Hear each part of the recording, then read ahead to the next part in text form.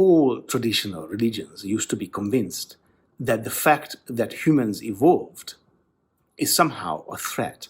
And much of biology today thinks of religions as the enemy. But we can reframe this question. Isn't that amazing that we have a superpower which is telling supernatural narratives? And isn't that mind-boggling that we evolved to be religious?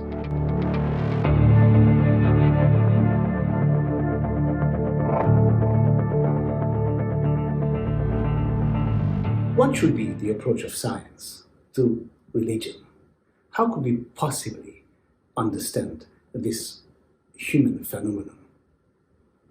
Maybe what we need to do is stop engaging with the contents of belief and simply look at what people do. And what's in front of our eyes is that people tell and retell stories. And these are all very special stories, something that is not coming from the memory of people who immediately experienced it. These are all supernatural narratives about imaginary agents. Not one of these stories is something that we can touch, we can experience. Not one of them is everyday. And they are all about agents, about beings that have something special about them, whether they are forest spirits or a sky village of gods or one single all-powerful god. They all have some kind of superpower. And most importantly, we run these stories in our neuron machines, in our brains, and in the conversations among our brains. So this approach maybe redefines the question and ask, why do we tell these stories? And one very intriguing possible explanation is emerging. That maybe these create some sort of shared understanding within our group. One possible path to this was maybe that our ancestors invented the tradition of telling stories of recently past leaders. Or this is how maybe ancestor beliefs of women and men emerged for the first time. And then these shared stories allowed our ancestors to create a behavioral synchrony among themselves, so they were more efficient. And then later, in large societies, actually all large societies around the world, a priestly caste captured these and turned these synchronized stories, sort of neutral stories, into something that was useful for them and useful for the society. And that's how we see the emergence of moralizing high gods.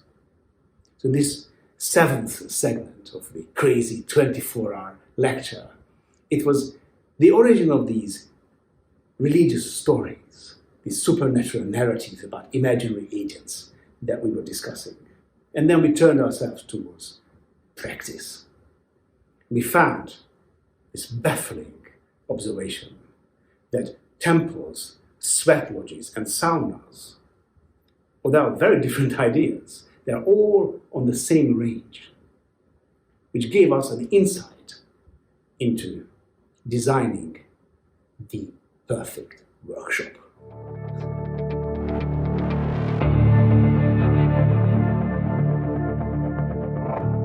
Water pitcher? It's a pitcher, but it's also in the shape of something. Can you guess what it is? Animal, no? Yes, it is an animal. What kind of animal? I want to say I saw a rabbit a little bit, but it couldn't be because of the...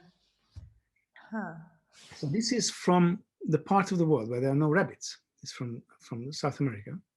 Okay. Well, there were not rabbits until Elephant. colonialists brought them here.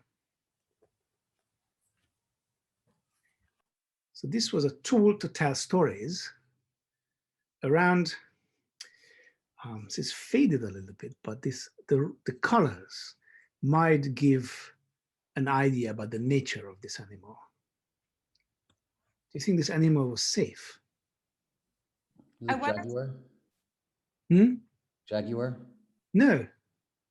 It seems like, okay, could it be some either underground or bird? I want to say. So if it's safe, then no. It's neither of those. But think about the color gives Huh. away a little bit about the nature, why you should learn it. Oh, tapir. What is this? What is this color? What color is this? Red. What is red?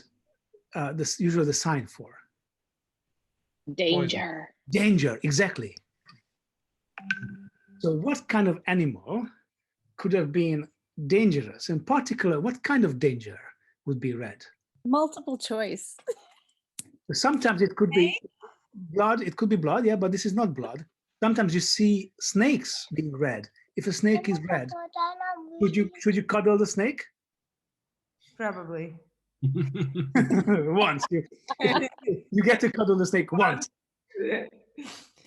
So the snake is red. It's a poisonous snake. So this is a frog. This is a poisonous frog. And I know very now I see it. can you see it? Because for me, Now, yes. but it's a frog. So it was probably a teaching tool to teach how you shouldn't be actually kissing. It's a joke, yeah. But anyway, so this is a storytelling, a little unit of storytelling about a frog. Really cool. But it's huh? interesting. It also has white and it also has black. So the opposites, what you need for a story. Right. So you could instantly imagine 3 frogs going to the bar.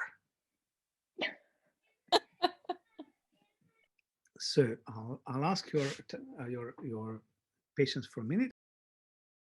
Is anyone taking bets on whether he's going to make it to the end of the 24 hours? Because I'd like to put down a bet. No? I'm pretty One. sure he's going to make it through. Yeah. James, I must say, I was very skeptical beforehand.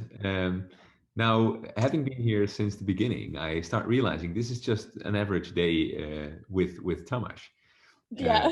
I mean, if you Knowing hang, Tomas, he's gonna make yeah, it. it's always long and energetic, and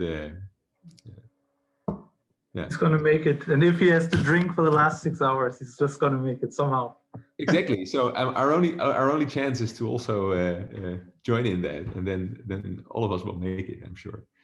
I'm quite convinced that the whole enterprise of COVID was basically just a rehearsal, so we get used to 24 hours of Zoom. So we put it to find Providence in its most damaging form. It's not limited to 24 hours. Who knows? It's then. I'm thinking, how can we keep doing this like once a month or something? This is awesome. I'm going to try to actually stay up the whole time. I should have been studying for exams and working on my paper, but I just decided that I'm just going to forget all about that right now because this is so much more fun. The next segment, we could talk a little bit about inventing ancestors. This is also something that we worked a lot on with James. And this is a step on from storytelling.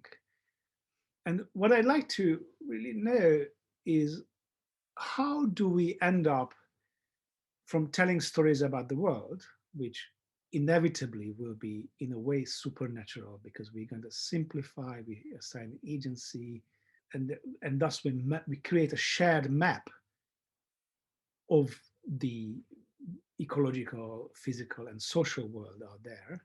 How do we get from there to religion, religiosity?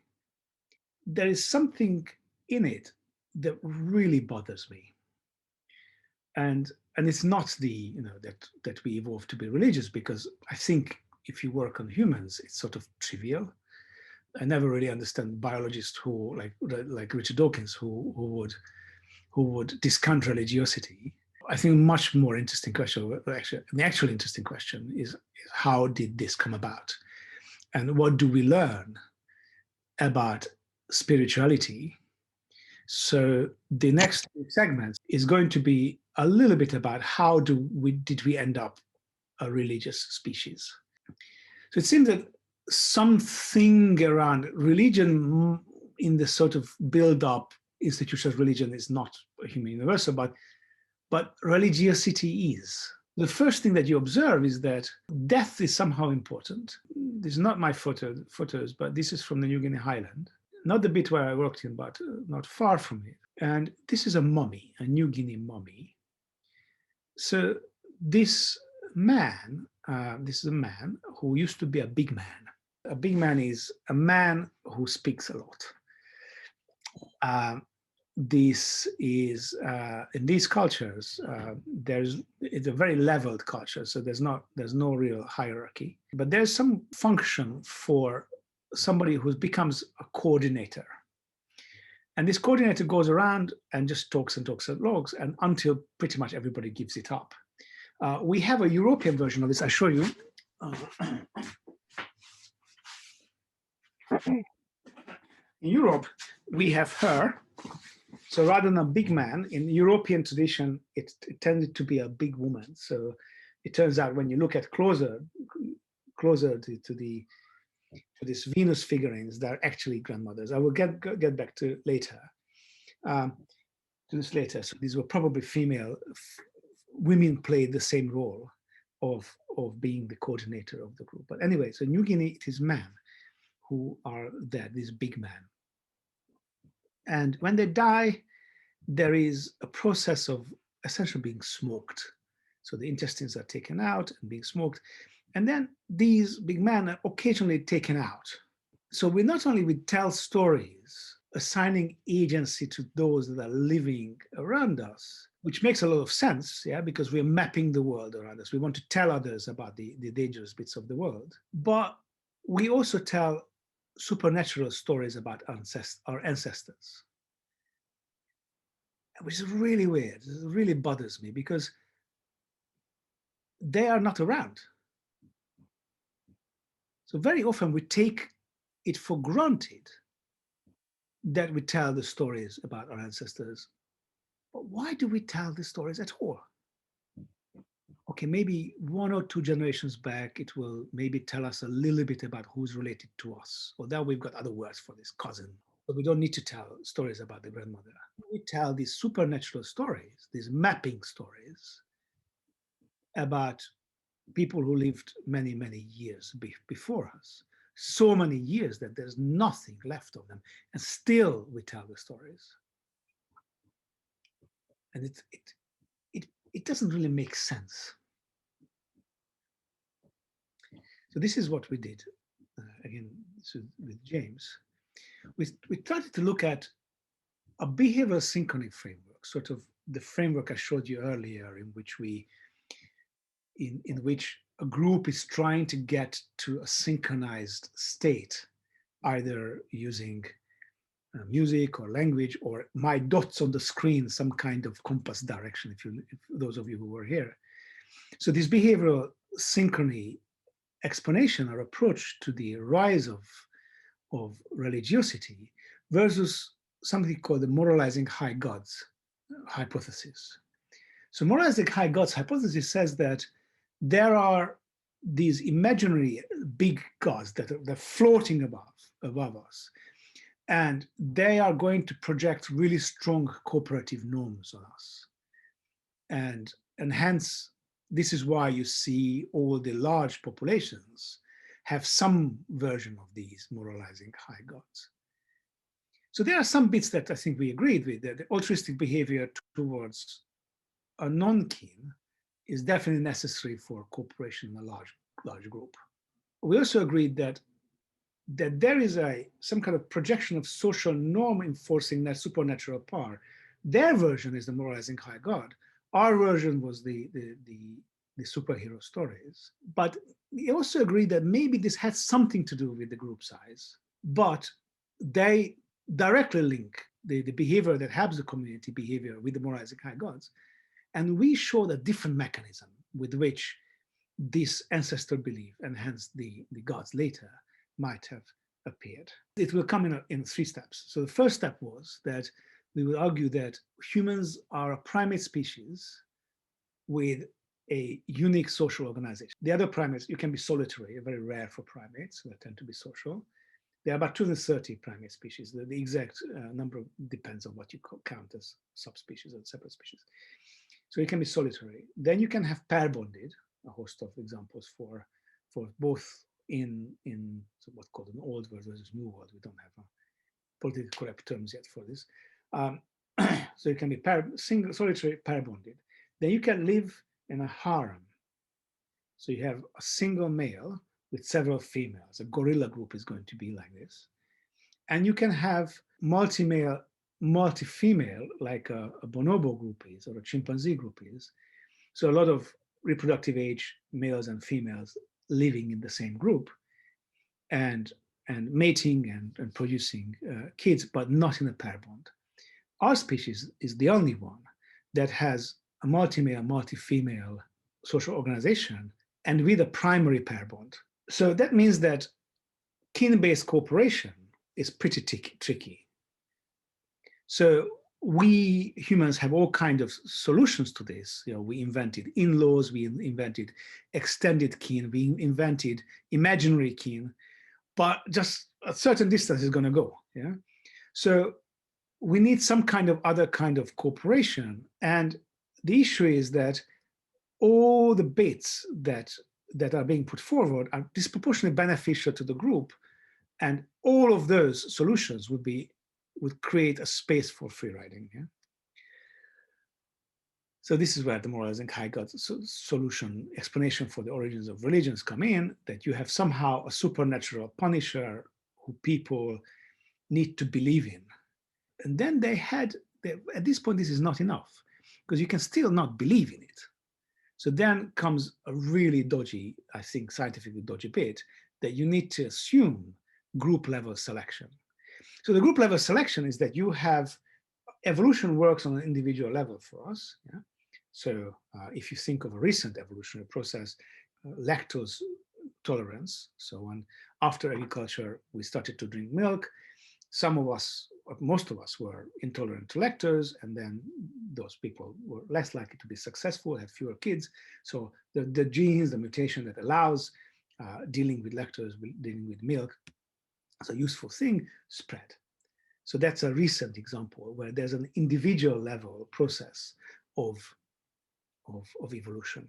So their argument is, this group's argument is that you have the same thing on group level. So you have a competition, genetic competition among groups. And that is a very tricky thing to assume, because mathematically, at least for our species, it doesn't really add up. It adds up for others. It adds up for bees, for instance, and social insects. But for us, it doesn't seem to add up. So we have also a problem with this possible explanation. This, I think, part of the reason why we started to get down for a different kind of explanation. So instead, we think that religiosity is a solution to some kind of group coordination problem. So let's back, I think Mox, you were the only one who was here, but let's back to the definition of the behavioral synchrony problem, when we are coordinating a compass direction on an n agents. Each of them has k degrees, so k friends. So this is what it looks like. Yeah. So here we are trying to coordinate a direction, which direction we are going to go. Let's say that there are two different ways of coordinating this. One is that when we meet up, we go halfway, and then it will take some time to get into the coordinated direction. Let's say the other one is that when there is some kind of individual which is a leader, but this is a leader in the same sense that big man on New Guinea Highlands is a leader. It's not a real leadership position.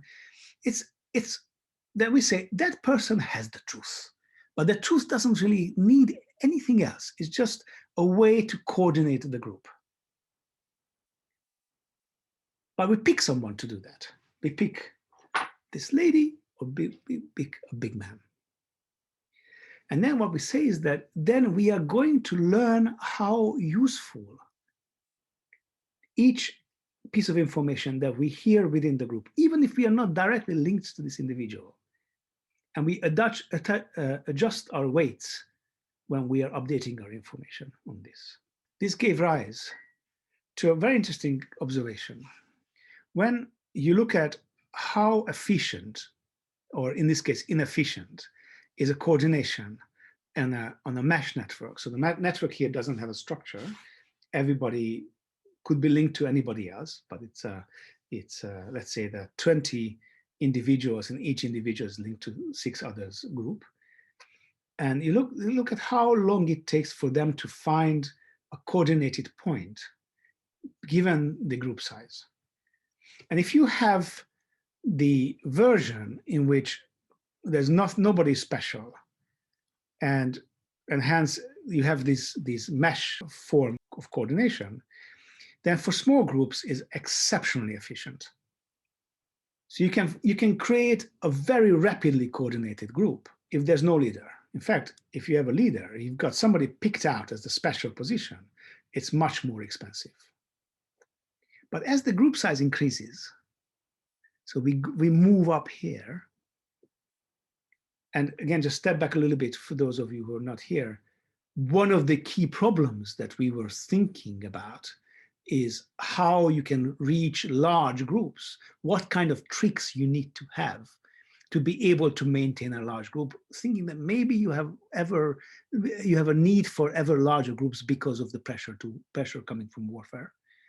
So that's where this is coming from. So if you have a pressure towards group size, a pressure to moving up on this x-axis, at one point, you're going to have a situation in which the coordination, which has a special person in it, a focal individual, like a big man, or the equivalent of the lady behind the Venus figurine, then you are going to be more efficient with this kind of leadership position. So imagine that for some reason, your group gets to this very point. So for a while, you are doing the simple, everybody's coordinating with everybody else. There's no special focal person position. And then you need this person because let's say you are at war with somebody else or for another project, but you need to have a larger group. And then you sort of move beyond here.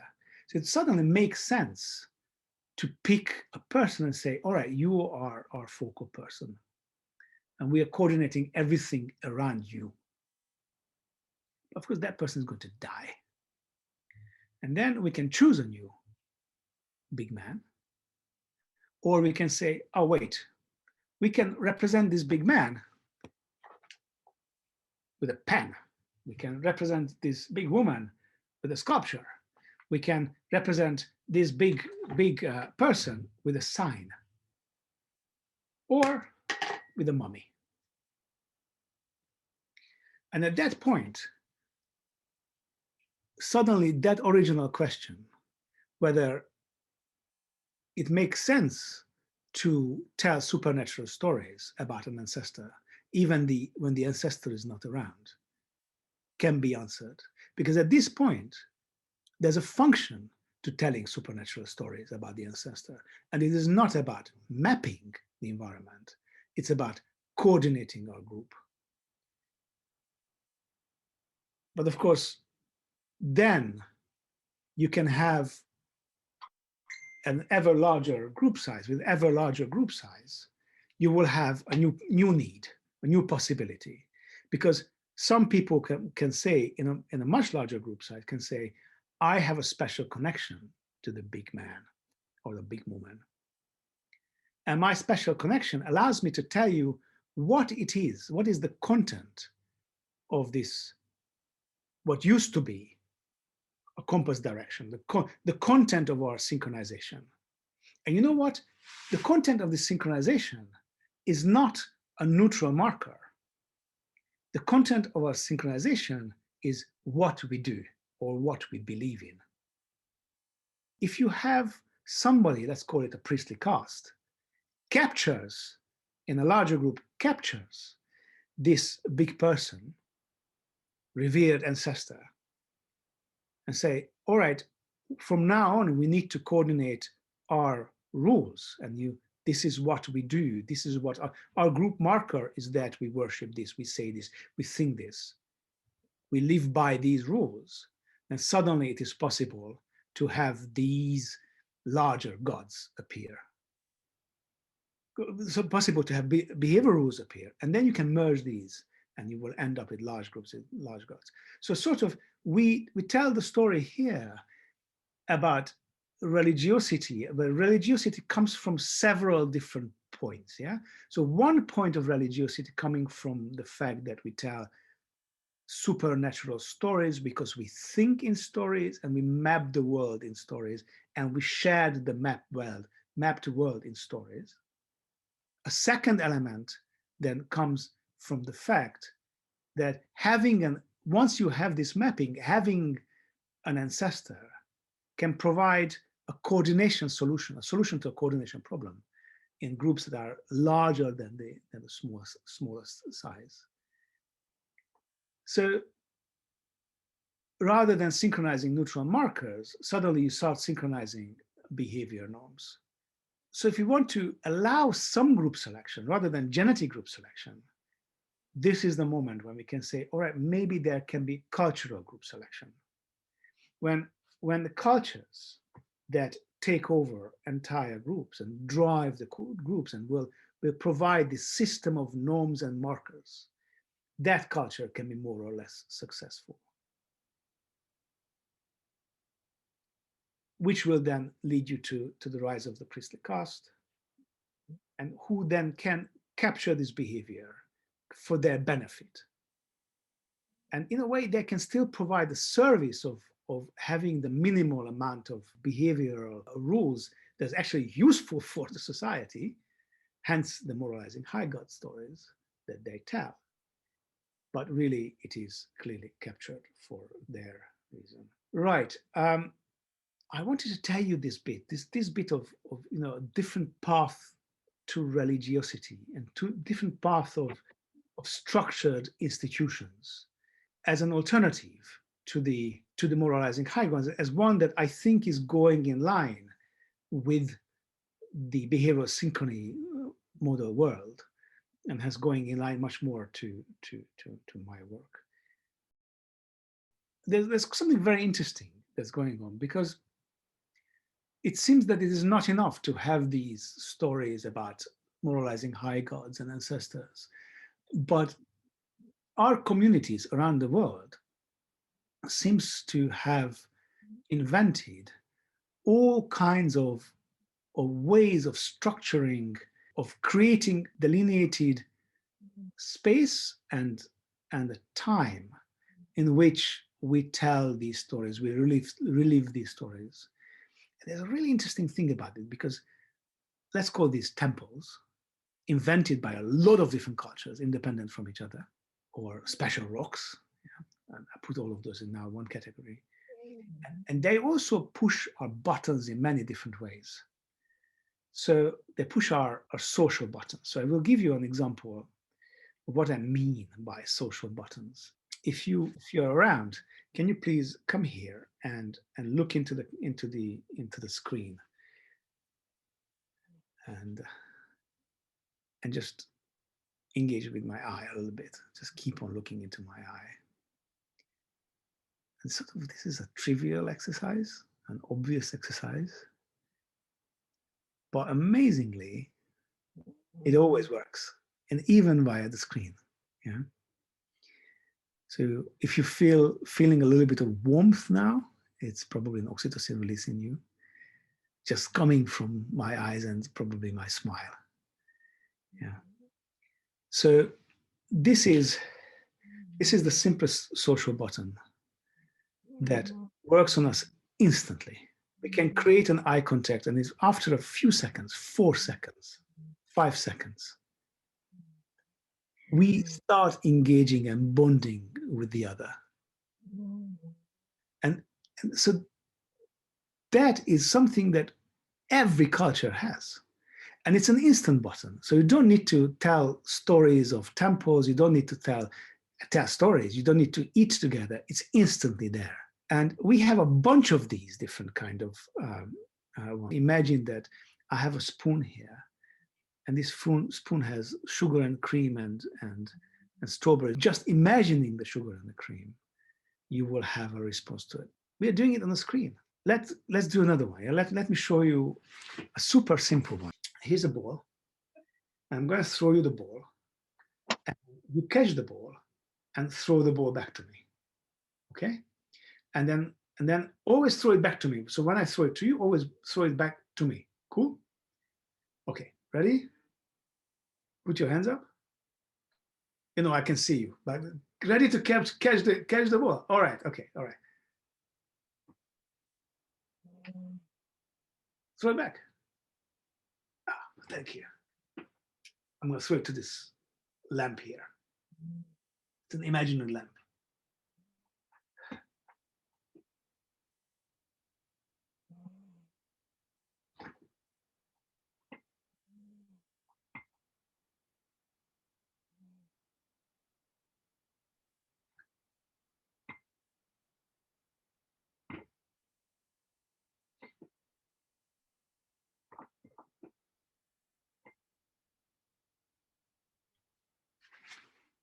How do you feel? So I felt shitty, and I was doing it to you. It was a cortisol release in you, yeah, social stress. But just think about this for a second, how simple that button is. So I was throwing to you an imaginary ball via a screen. And then I excluded you throwing the imaginary ball to an imaginary lamp next to me. Yeah, so lamps can't throw balls, yeah? And you still felt excluded. So this is such an extremely tight, we are so worried about being excluded, so that the tiniest signal that we are excluded, we get upset. If you go to a party and people just do this much movement, so you're here, and the tiniest movement away from you, pick it up, and you start getting worried about it. Instant button. If I tell you a story about, look, there's gonna be the dot, these 3 dots form a circle, and then they go to the square.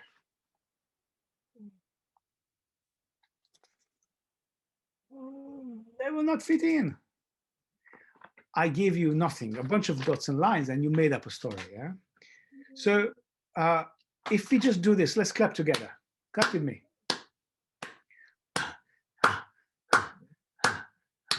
Instant button. If we sing something together, jingle, let's sing jingle bells together. Shall we? Jingle bells, jingle all the way. Oh, what fun it is to ride. I forgot the rest of lyrics anyway. Jingle bells. We sing something, we push an instant button. I saw your faces, though smile, yeah? We do an instant reaction to these. If we just face some pain together, if I start standing in a painful position and you are standing in a painful position, we are sharing the pain, and that will have a response to it. If we do a ritual together, we engage in a preset sequence of movements and actions, and we do that together, is going to bond us together.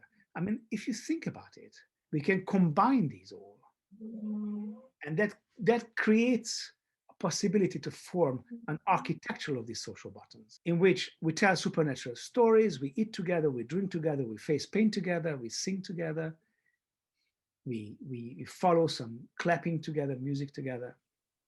All of that together, we have a word for it. It's called a temple, in which we can have ritual. And cultures around the world created the idea that you can have a delineated space. And in these delineated spaces, people will show up and do these actions together. There are many things that cultures invented separate from each other. For quite sure, you are going to need a shared explanation for all of these to appear together. So you can have, obviously I'm showing different kinds of delineated spaces from around the world that conform these. But sometimes it's not a temple. Sometimes it's a sauna.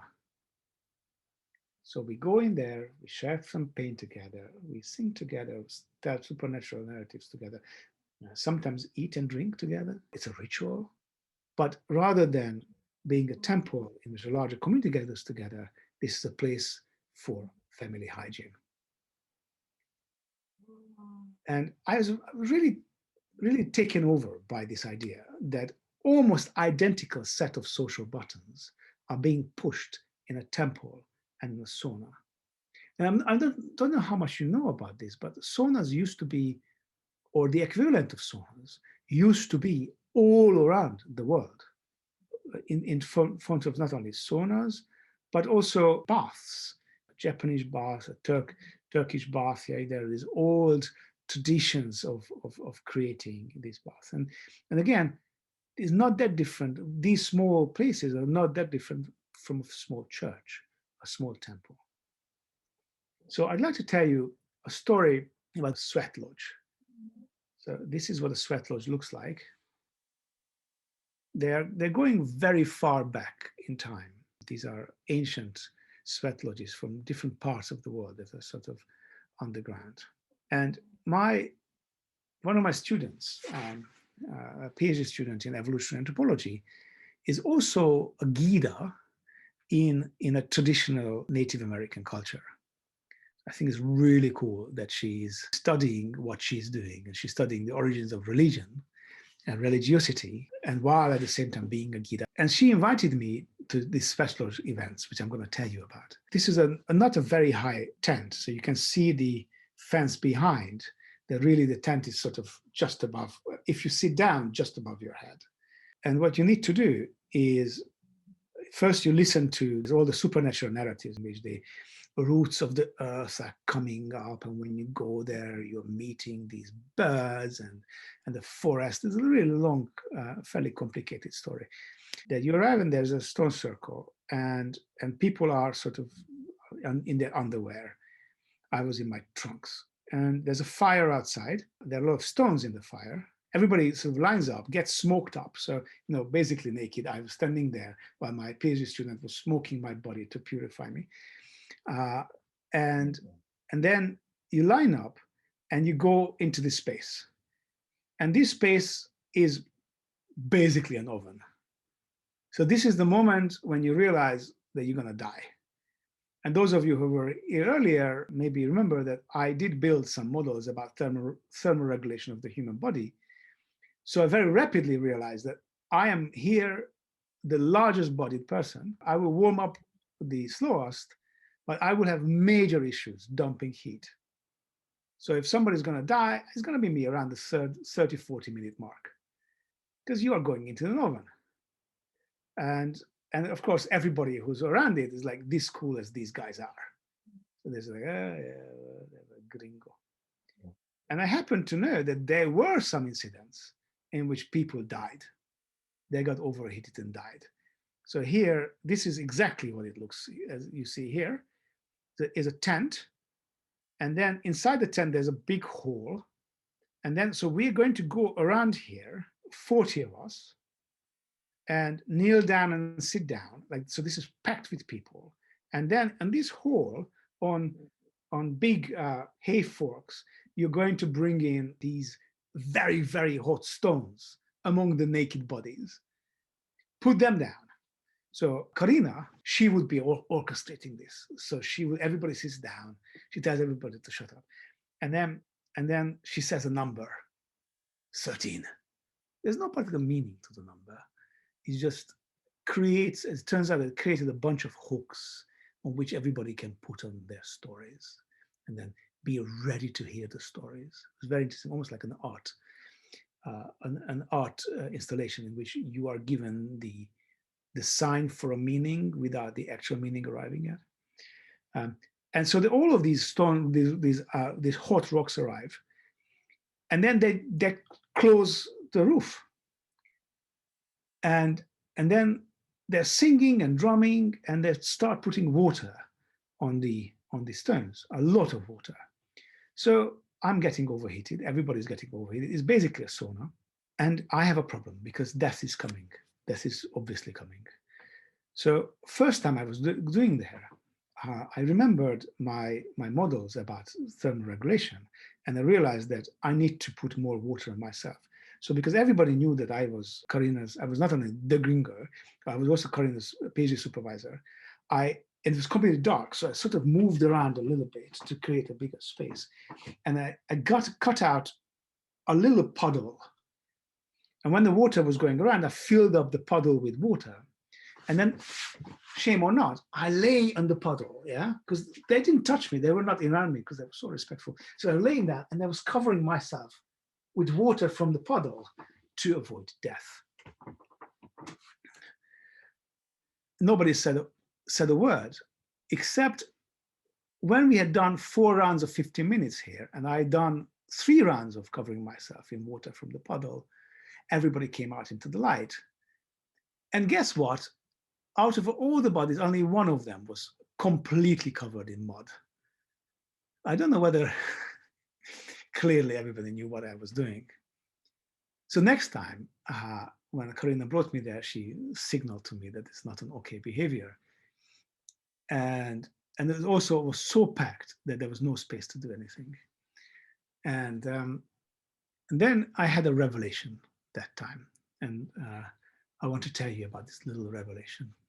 Because we arrived, and then we got exposed, and then we listened to the stories, and then we were given the hooks, and then we ate some food, and then we got in there with this very ritualized form. You need to say a prayer on the way in, and you sat around, and then Karina put some leaves on the stone so everybody gets a little high, and then the water comes. And I was in my best anthropologist self, observing the whole thing, not wanting to engage or spoil anything. But I was in real pain after a while.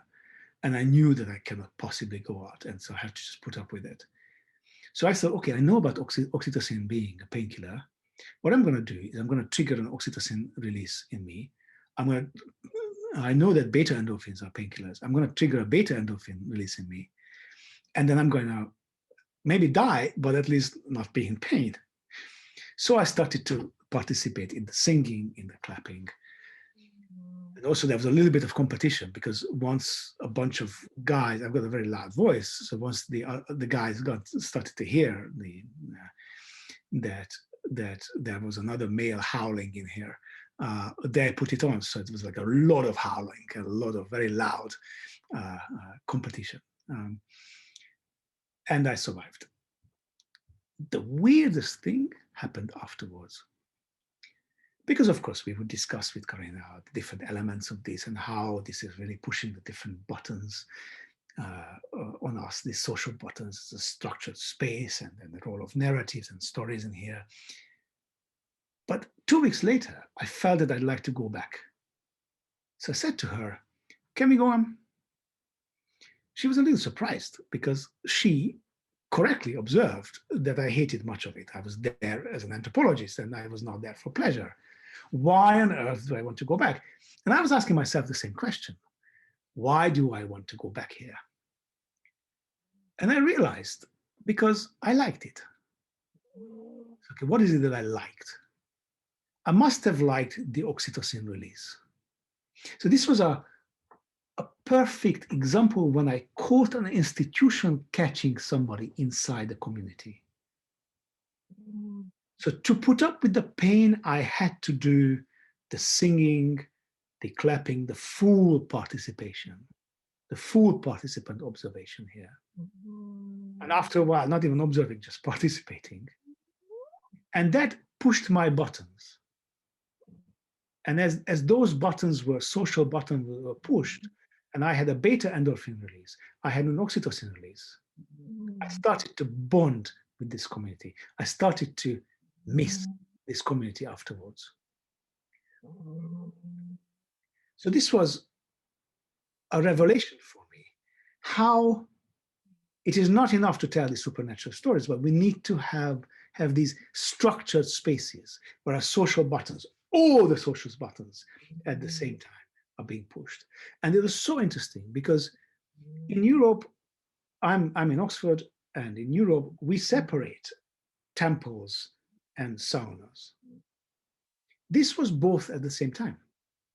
Clearly, there was no special space there were some special locations in the forest and there were separate stories, but this was the two at the same time. And of course, when we come out, everybody washes themselves, so the hygienic element is clearly there. So this thing, you can also, this idea that you can build a set of buttons, you can also use for on purpose. You can create a community that will have the ability to function together as a community. And I think what we should do now is stop a little bit, because we basically hit the time and we almost caught up. I will tell you a little bit about how to build sort of a thinking temple with a purpose after the break, if that's okay. And then we caught up. So we had two bits here. The one was the ancestors, and the other one was temples and saunas. Somebody's snoring. It's very funny.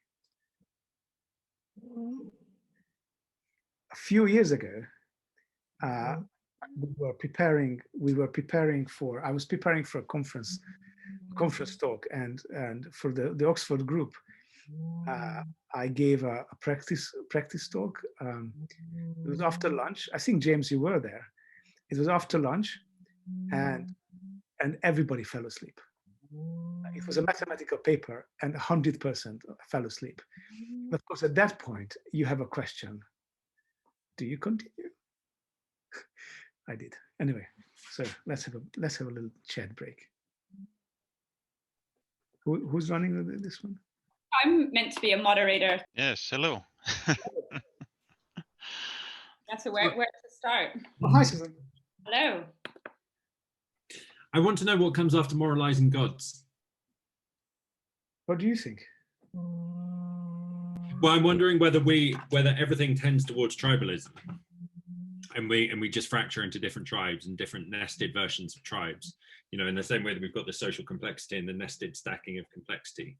Do we then have the nested stacking of gods? Because we've got ideologies, and money is an organizing principle, God is an organizing principle, things that we build our identity and our group identities around. I'm wondering whether it's possible to, or even desirable, to have something beyond that and just go towards straight up easygoing humanism. Right. That would be identityless and a bit boring. Well, I think these are two different questions. So at least the way I think about them in two different ways.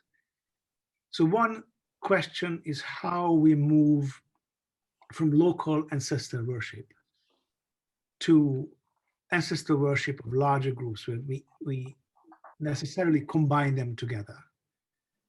And if it's not possible, the standard solution for most large populations is to start telling a supernatural story about the lives that these different local ancestors are doing with each other. So, often we call this a mythology, like a full set of stories. And then, sometimes somebody can invent something. How about we reduce the number to 3 and let's call it 1. So you can have these kind of tricks and solutions, but I think there's a little different to, at least the way I think about it, it's a little different to where the network delineations are, where the cleavages within the social network are, where we have these separate groups. I think of these as somewhat different, but of course, the different groups can then pick up these stories and say, our group marker is the story, or an element of the story. Our group marker is, we signal of who we are by saying what we believe. We signal who we are by a world mapping element, or the anti-world map, how we explain the function of the world. Shared map that we've created, that's what we signal who we are. But I think that signaling, the taking on that signaling process, is a different problem than the presence of a network delineation, network cleavage, in which it's possible to signal separately. Yeah. Can I come in there, Tomas? We'll talk about the second one soon. Go ahead.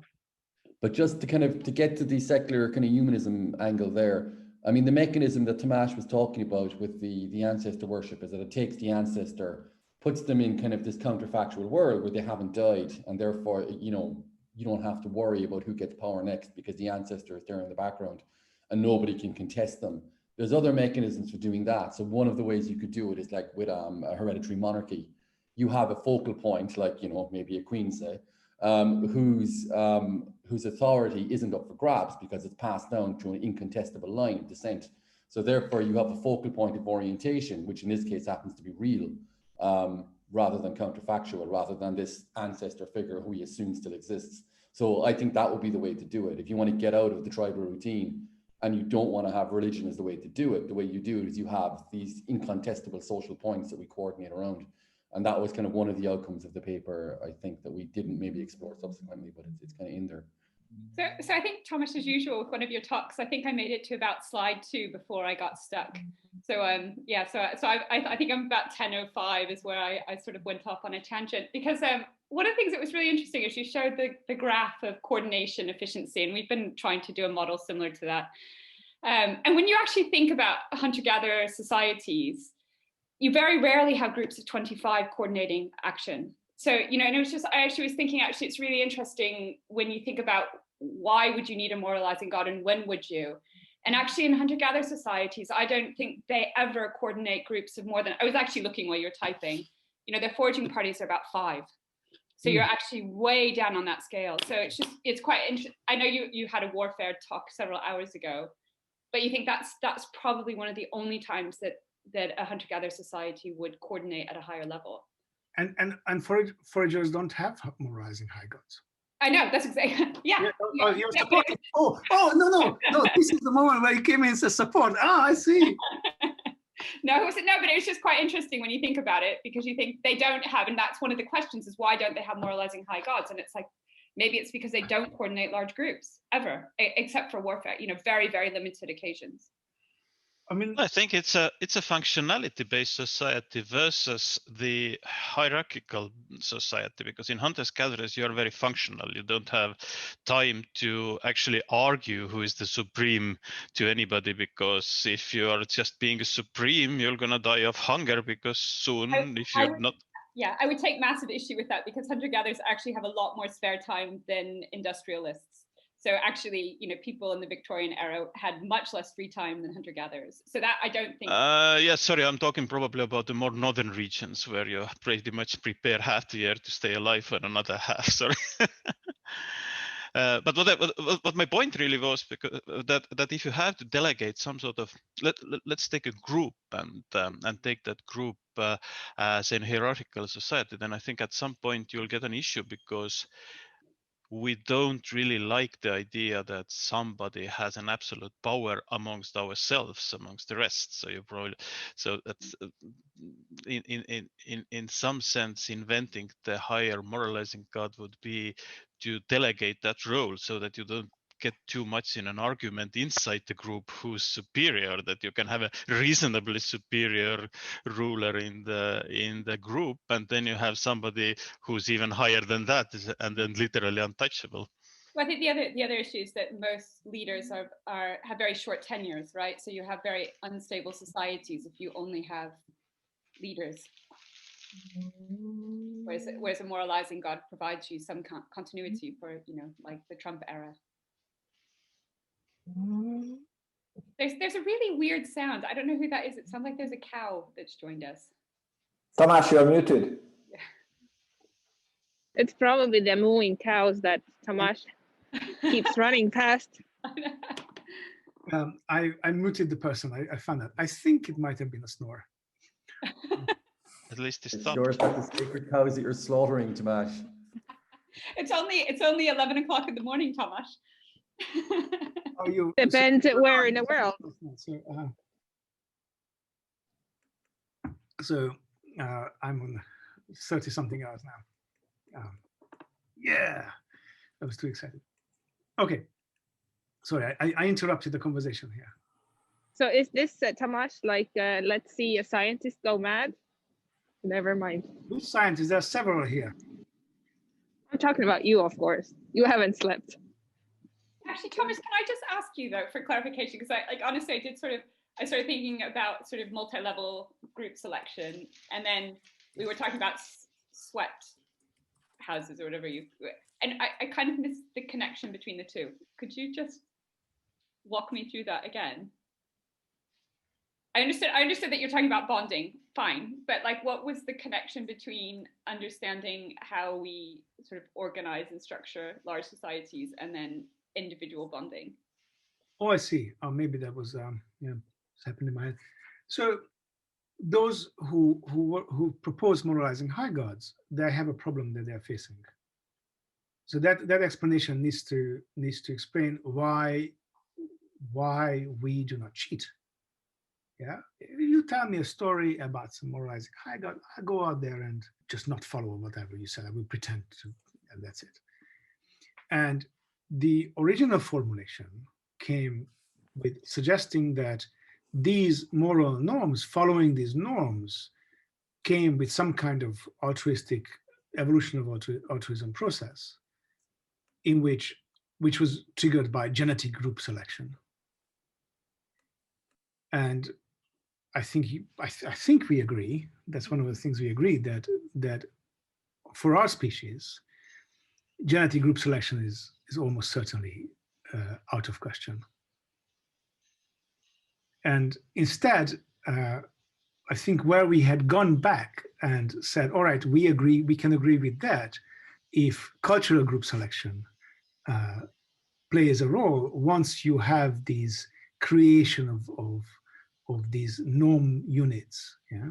So once you have so the steps were that you have the rise of an ancestor belief, or the ancestor being a coordinating focal person, like a big man, above a certain size of certain group size. Once you have that, and the group grows even bigger, then you can have a group of people alive today who can capture this idea, who can capture this moralizing, this ancestor figure, and say that it's not only some kind of neutral markers that this ancestor figure is originating, but that they're originating from this ancestor figure, but first some kind of neutral behaviors. So we belong to this group, and we show that the fact that we belong to this group by doing certain things.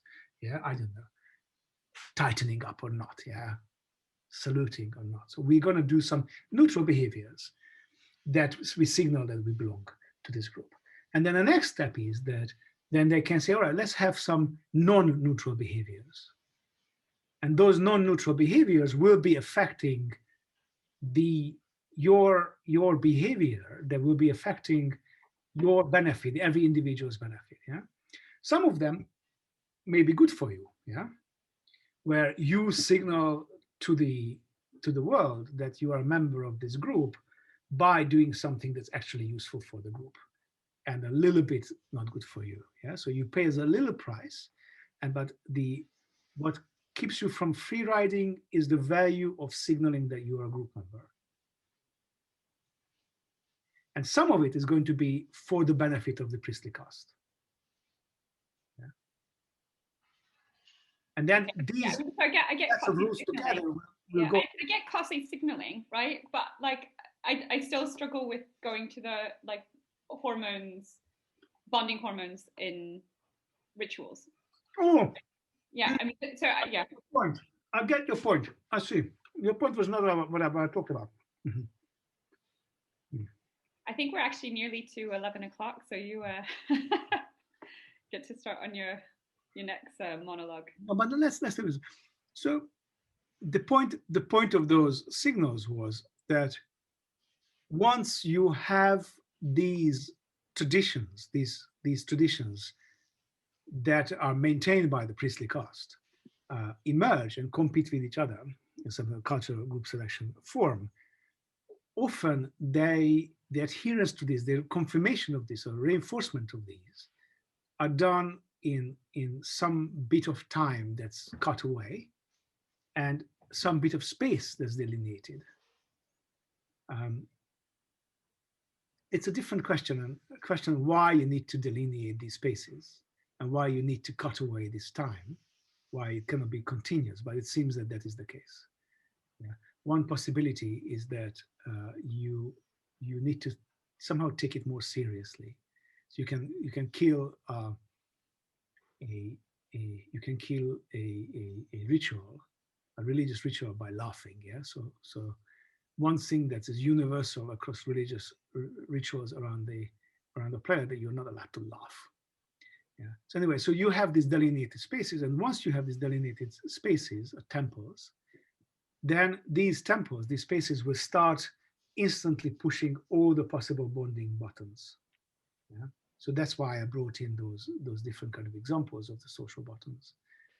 That you have these spaces, these temples, we then use every possible button that is possible to push, and we'll push them. So we're going to sing together, eat together, drink together, everything together.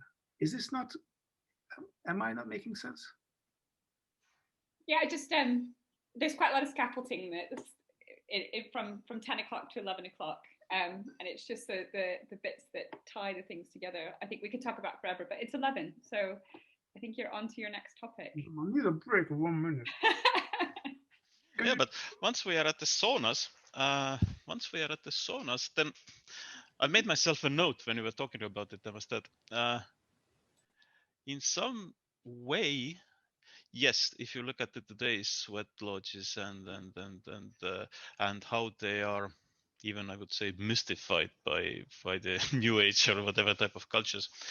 But then again, if you look at the sauna and if you look at how the indigenous people use the sweat lodges, then they're almost like an opposite of the religion, in a sense that, well, all the occasions I've been in a sweat lodge were after peyote ceremony, where you actually have already prayed the whole night anyway, and then in the morning you'll go to sweat lodge, and it's kind of the opposite of the experience what you had before, because you are literally naked in the mother's womb, and you don't have this thing with a god at that point. You just sit there, you be with everybody around you, and you're kind of not worshipping at that moment, but you are just being in that moment. And I think that's a big difference, worshipping your god and just being with one. So from that perspective, the sweat lodges are almost like a kind of portals or pathways where you don't actively engage with religious activities, but you just be part of it. So that is going to be true for other kind of experiences as well. No? So there are many experiences, sort of spiritual, supernatural experiences that typically not in the monotheistic traditions, where just being part is what happens. So you are surrounded by it. I once had this experience in Chile. I can see Gustavo here. Once had this experience in Chile, in the Baha'i temple there, where I was working a little bit of trying to understand what spirituality really is, and the architect of the Baha'i temple took me up. It's a single space. I actually had a photo of it up in the mountains in Santiago de Chile. It holds 600 people in it, in one space. It's a single space. It's a gorgeous building, built by C.M. Al-Khariri. It's a completely silent space, and clearly a space for well, you could say worship. But in the Baha'i tradition, people can just go in there and just exist. So if you want to worship, you can worship, but you can be there. It was very interesting because the silence really reminded me of classical music concert halls, and I allowed the same kind of spirituality that takes me sometimes in a classical, well, often a classical music concert hall, touch me in this space, and it had a similar feeling that you would have not in a concert hall, but you would have in a religious ceremony which doesn't have a direction, doesn't have a focal person about who we are worshiping, So I wonder whether that is something that we are experiencing. Yeah? And if this is true, then we really need to ask ourselves how we are going to fulfill our need for spirituality in the global society. It's very clear that with secularization, we're not only losing a lot of the rituals and a lot of the traditions that we're living by, but also we're losing spaces of spirituality. And now we invent them. So in Santiago de Chile, in Carina's place, people will leave the Catholic Church and join incorporated sweat lodge traditions. All around the world, people become yoga worshippers or yoga practitioners, very often with stories about energies flowing and all kinds of supernatural stories. If you go to Burning Man, you can see that Burning Man actually, which is an explicitly non-religious place, people will come up with all kinds of spiritual experiences, and even a supernatural narrative is emerging.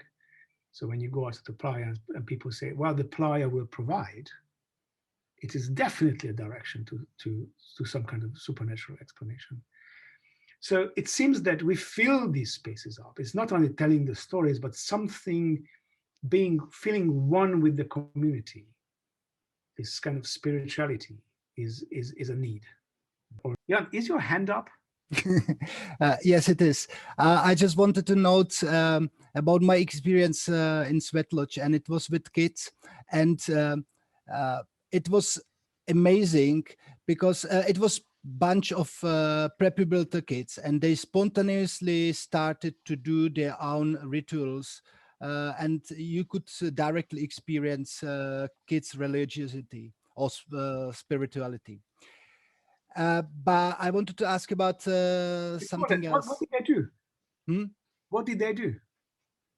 Well, they started to sing in, but they coordinated themselves. It was kind of spontaneous, but then they also started to say wishes, what they, because it was during summer camp. So they said what they like, what they don't like, what they would like to improve, and how others are treating them or not, and things like that. But the strongest moment was singing, definitely.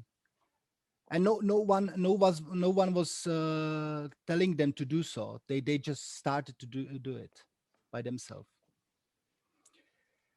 But anyway, but to my question, which is related to coordination, I was wondering because mostly we think about individuals as unit of coordination, and but the thing is that maybe if we, at least in small scale societies, if we think about families as units, then it would give you different predictions. You would move with numbers quite up, I would say. And that might be the reason why you might have a single representative who represents the family in some kind of coordination problem. Now, I always wondered, why is it that the only matriarchal society for which we have a proper description, the Mosul, the man who, it seems from the description, I've never seen them, but I've seen Ruth's work and films about them, and the men are pretty useless, except, and all the properties held by women, all the decisions are made by women, all the definitely reproductive decisions are made by women. The men are still the men are the ones who do politics, and you can see in other places as well. So why is it that almost you have? I mean, maybe it is in line with what you're saying, that it's more efficient if somebody is representing the family, so less coordinating cost. Well, I was not pointing to gender of person who is representing the family. It might not matter. I think you will get to it later tonight. But what I'm pointing to is that if the structure is nested, and that's something what we see, then the coordination is much easier on different levels. Because then you will have single representative, and there's going to be interesting what happens when. So I fully agree. But what happens if you have these, rather than an onion structure, the overlapping structures, and maybe that's a point when. So it would be interesting to ask the same question about coordinating in large societies when you have this nested structure rather than a society level onion structure, and whether the current problems of coordination might be linked to that there's so much overlapping. It's very difficult to aggregate up. I mean, clearly a lot of the places where there are constituencies, they make no sense. Yeah? So that sort of thing, that from our area we'll send somebody up to the capital to represent us, is a lot of places makes no sense anymore because there's so much overlapping. I grew up in, like, who know me, they know that I grew up in a really religious background. My dad is a pastor, and so I know the religious inside of it, like, through and through. I grew up in church, but with secularization, so to speak, it's like with the stories and everything, like religion kind of like gives a different kind of story, like tells a person they have a purpose. Usually it's like that in religion. You are here because of this, and you're supposed to do this and this. And with just science and all of the other, people don't get those questions answered, or at least I feel like that. Not that I'm leaning one way or another, but I just, like, myself have noticed it being as such. And again, I don't know, maybe you already touched upon this, but the stories around it, like, for me, it's interesting that the other story, so to speak, it doesn't give a purpose for a person. So you're saying that these stories will have, one of the elements of these stories will be that it will give you a purpose. So can you live without a purpose? So what is the natural history of purpose, of the idea of purpose? So do we need to have a purpose? Or is that just a behavioral rule that we should have a purpose? I don't know, you tell me. I as a person feel like I need to have a purpose.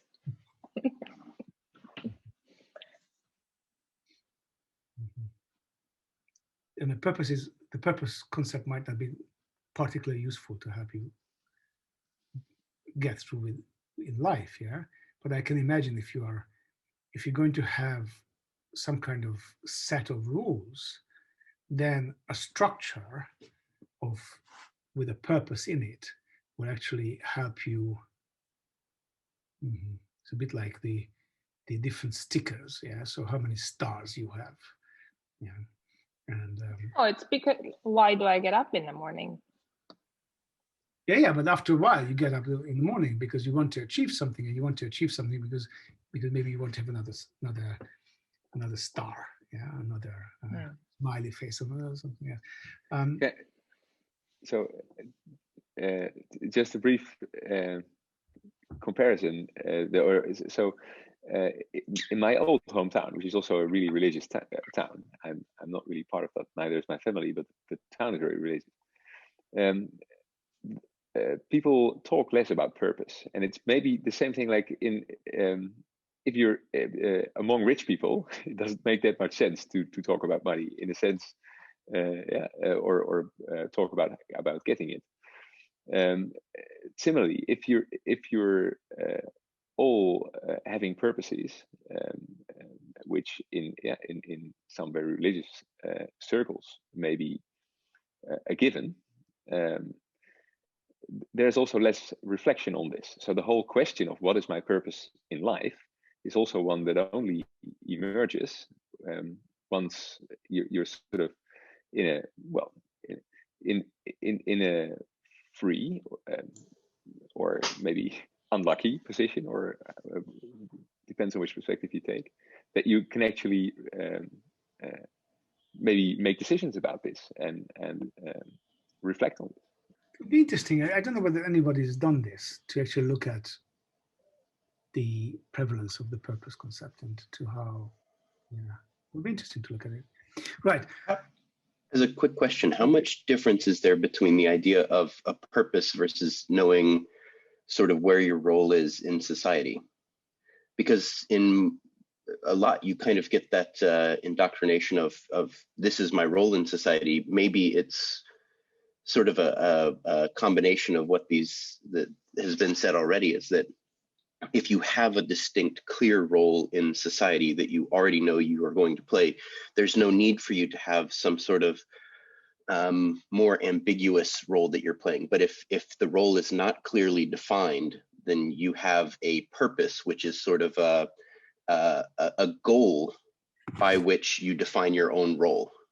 A bit like the idea that the individualism is actually can be seen as a coping mechanism in which you give yourself the space to belong to many groups at the same time. So individualism really is a rule that allows you to not signal which group you're belonging to.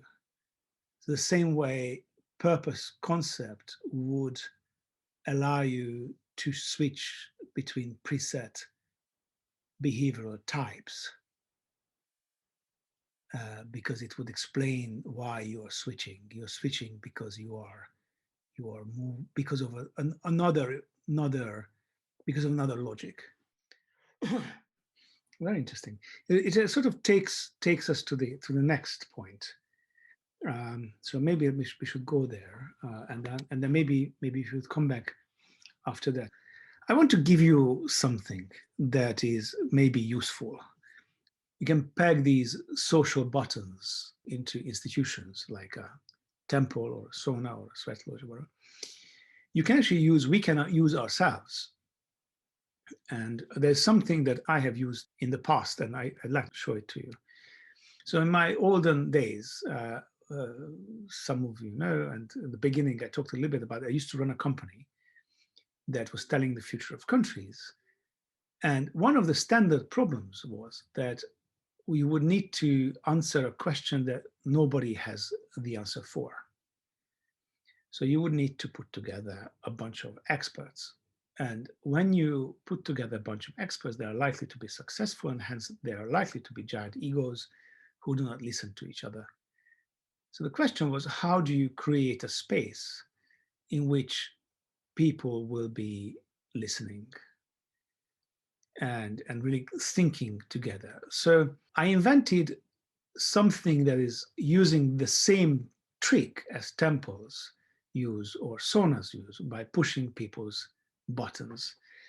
So here's the idea. So you lock people up. 7 people is the ideal number of people. You lock them up for 5 days. And every day is made up of an hour and a half long sessions, maybe 5 of them each day. So it's really hard work. 7 is a very interesting thing. So if you have 7 people having a discussion in the room, you might be able to push it to 8, but in 7, you can definitely have that they sit around in a circle and they really automatically, without sharing, follow a single conversation. And then if you add an 8th, it's going to be likely to break up, but let's say this is still really careful with the seating, how people sit around, it doesn't break up. And then somebody comes in, let's say a waiter comes into the same space. And the second another human being inside the space, but it could be also a doggy, the whole thing splits into 3 separate conversations. When you see this a few times, you really realize how much the structuring of these spaces matters. Anyway, so 7 is ideal because it's the highest number that is still odd, and you have the highest number of possible experts in. All the inside session bits are about on topic, and none of the outside sessions is on topic. So you sort of create this delineated space and time, but much more frequent than going for a ceremony in a temple. And then you spend some time synchronizing their mental maps. So you create a space in which you really talk about definitions. You talk about meanings. And usually people really complain at this point because they don't like to synchronize. They're very happy, thank you very much, with the definitions and meanings they have. And then while you do this, you bond this group outside the sessions. So as much as possible. So you push their group bonding. So you play together, tell stories together, cook together, drink together, sing together. So you bonded them together outside the group, outside the sessions. And amazingly, if you do all of this and you pay attention how they are sitting, in which you are creating an inequality leveling institution. I will talk much, much more this afternoon about cultures that level inequality, that create leveled societies. So you create these 7 people, you turn them into an inequality leveling institution by the simplest and cheapest pushing the button on people. So you can simply move their chairs forward and backwards. If somebody is too big of an ego, you can simply make them sit on a smaller chair. And it's mind-boggling how fast people align. So you can create this leveled out space in which people will automatically have a single conversation. So if you do all of these, then at around the end of the 3rd day, so if it's going from Sunday evening to Saturday morning, around Wednesday afternoon, these 7 giant egos will turn into a single unit that thinks together. And you can ask questions from this single unit. And none of the answers are going to be predictable. And none of the answers is coming from a single person. It's really a mind-bogglingly simple way of creating a brain of 7 brains, a meta brain. But the key here is that if you just chug them together for 5 days, they will have conversations outside, they will constantly refer back to them, they will have ego fights, competitions. It's not going to work. You need to create a leveled, functioning community. But because we are community living apes, we instantly build these communities, yeah? Even if you are a big expert or something. So this is how to build an instant group brain that thinks.